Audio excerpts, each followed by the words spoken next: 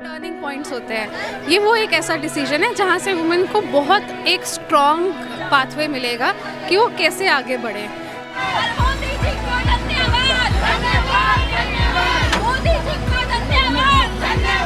देश के प्रधानमंत्री को यही कहना चाहेंगे कि उन्होंने महिलाओं के लिए जो भी किया है वो अच्छा ही किया है और आगे चलकर भी वो अच्छा करे ताकि महिलाएं मजबूत रह सकें।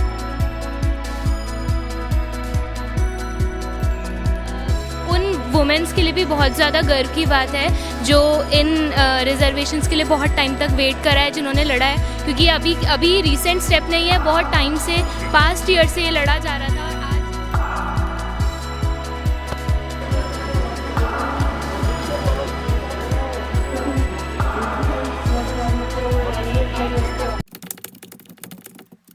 क्या कहना चाहेंगे 33% रिजर्वेशन को लेकर जो है केंद्र सरकार ने कहा कि महिलाओं की जो भागीदारी है वो बहुत मजबूती से, महिलाओं की जब बात करते हैं तो महिलाएं सामाजिक स्तर पे तो मजबूत हैं ही, राजनीतिक तौर पे कैसे देखती हैं?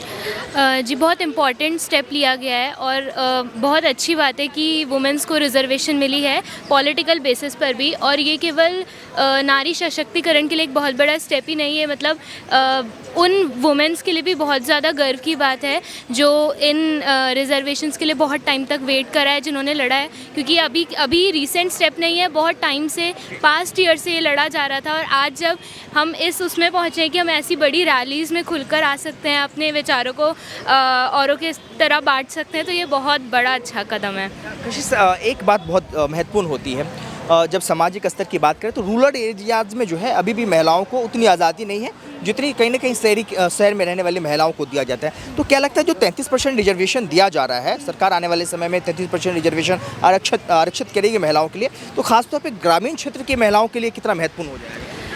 इसका जो सबसे रीसेंट एग्जाम्पल हम देख पा रहे हैं वो हमारी प्रधानमंत्री जी हैं, हमारे प्रधानमंत्री के द्वारा लिए गए स्टेप्स हैं, और हमारी जो राष्ट्रपति हैं वो खुद उतने बड़े पद पर बैठी हुई हैं, तो ये बहुत बड़ा एग्जाम्पल है हम सबके सामने।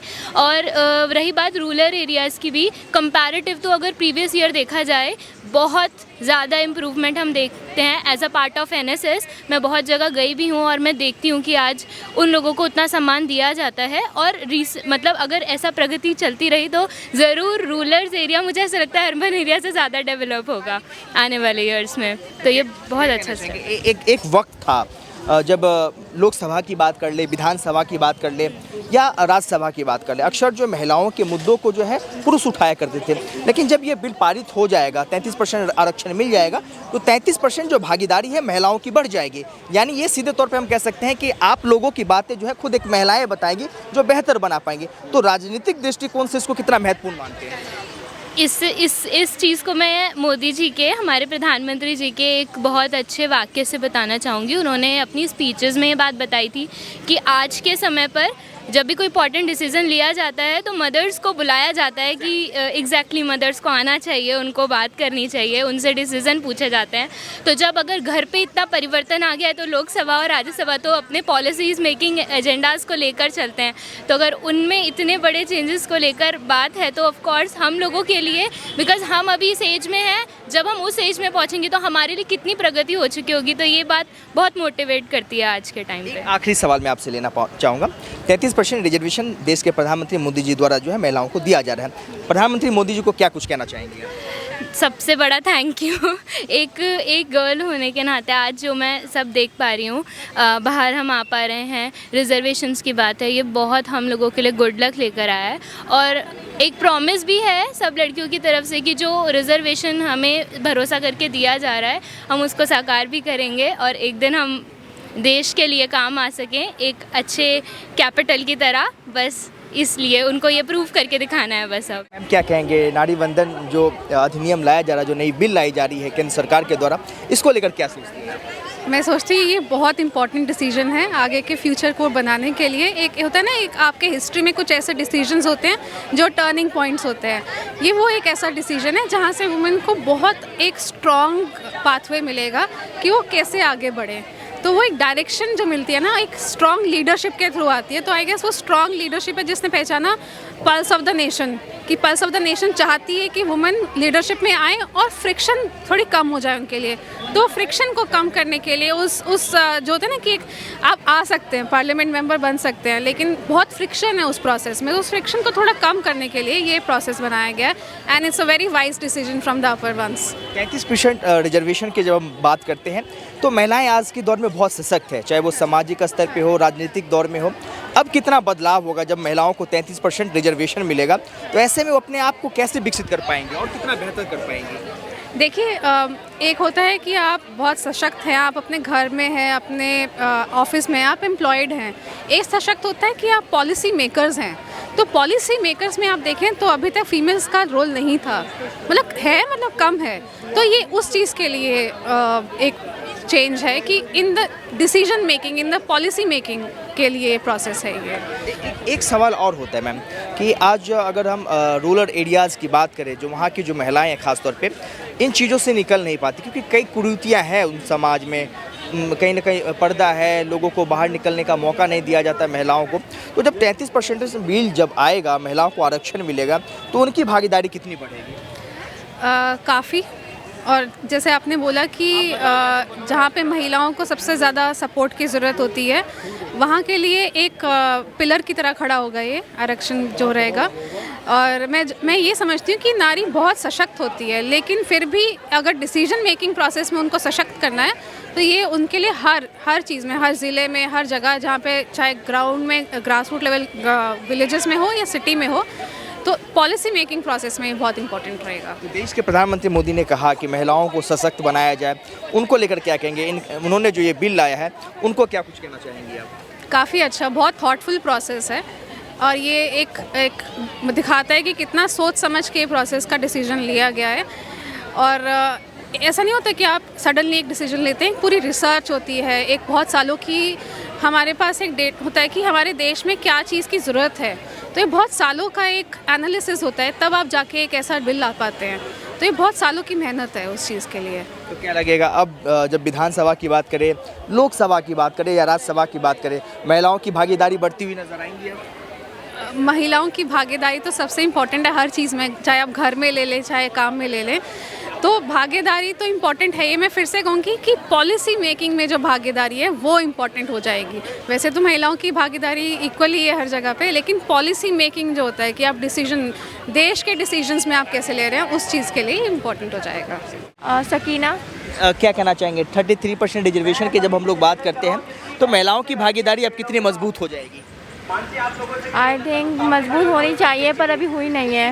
मतलब ज़्यादा से ज़्यादा इस पर ध्यान देना चाहिए लोगों को। ये रैली किस वजह से निकाली गई है, ताकि महिलाओं को ज़्यादा से ज़्यादा इस पर ध्यान दिया जा सके और इससे महिलाएं यहाँ ज़्यादा से ज़्यादा मजबूत हो पाएगी इनसे, और लोगों के बीच उनका मजबूत स्वभाव रह पाएगा लोगों के सामने। जब हम लोकसभा या विधानसभा की बात करते हैं, इसलिए महिलाएं सामाजिक स्तर पे तो मजबूत हैं ही। जब राजनीति की हम लोग बात करते हैं तो क्या लगता है, जब 33% रिजर्वेशन दिया जाएगा, विधानसभा हो, लोकसभा हो, राज्यसभा में हो, वहाँ पे उनकी भागीदारी कितनी मजबूत हो जाएगी?